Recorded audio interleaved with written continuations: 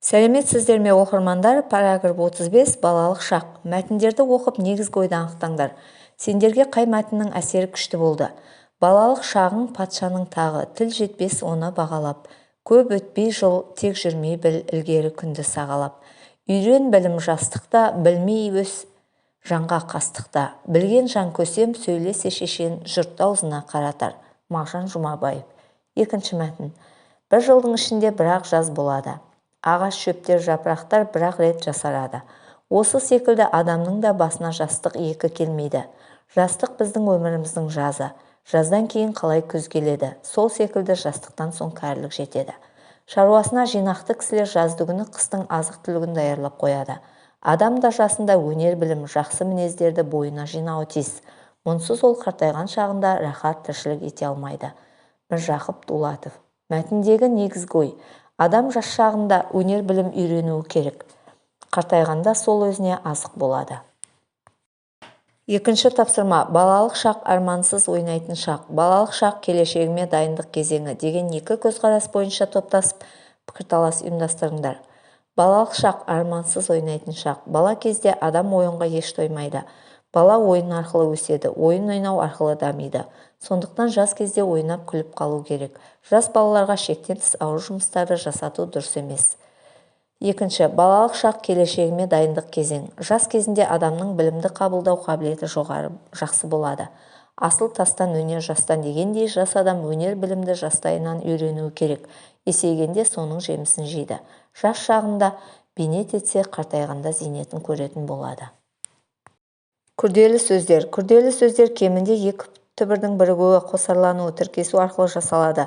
Тіркесті күрделі атаулар қысқарту амалы арқылы да беріледі. Күрделі сөздер: біріккен сөз, қос сөз, қысқарған сөз, тіркесті сөз.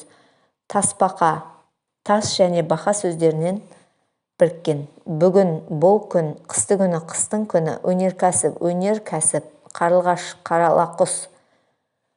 Қос сөз: ата-ана, үлкен-кіші, көп-көп, той-томалақ, бала-шаға.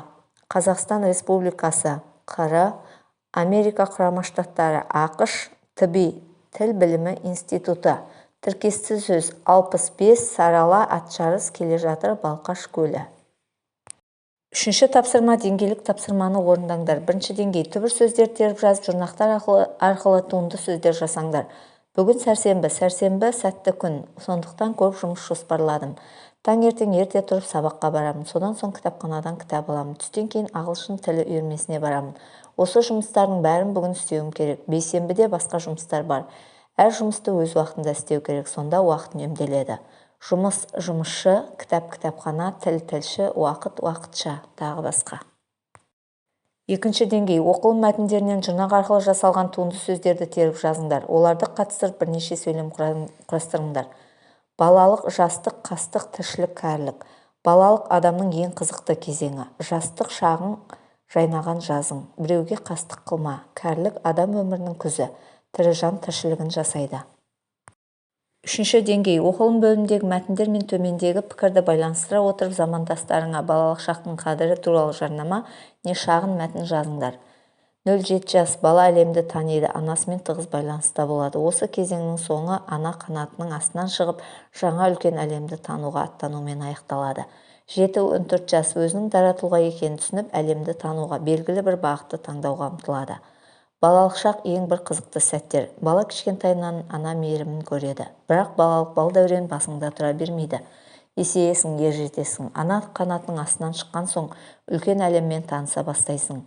Айналаңдағылармен қарым-қатынас жасайсың. Жақсы жаманды көресің. Ой түйесің, ойланасың, қорытынды шығарасың. Кейде ненің дұрыс, ненің бұрыс екенін ажырата алмай жатасың.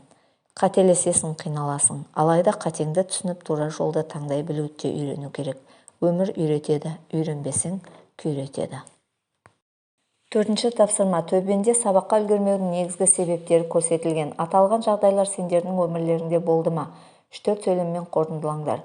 Оқушының сабаққа үлгермеуінің басты себептері: өз-өзіне деген сенімділікті жоғалту, білімге деген құлшынысының төмендеуі, мұғалім тарапынан қолдау көрмеу, отбасындағы ауыр жағдай. Мен сабаққа ешқашан кешіккен емеспін. Бұған үйде ата-анам да жол бермейді. олар мені үнемі қадағалап отырады. Десек те адам 10 жастан асқан соң өзін-өзі қадағалап, өзін-өзі басқара алады деп ойлаймын. Ата-ананың үнемі қадағалап отыруға уақыты бола бермеуі мүмкін. Біз жауапкершілікті өз мойнымызға алып үйренуіміз қажет. Кешігіп жүру жаман әдет.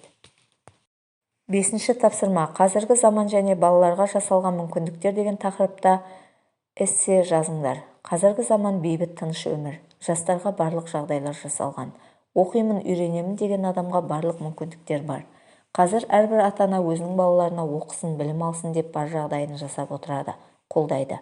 Қазір білім өте қолжетімді. Қаласаң интернет материалдары, қаласаң кітаптар кітапханада самсап тұр. Жастар осы мүмкіндіктерді пайдаланып, жан-жақты ізденіп, терең білім алып шығуы қажет.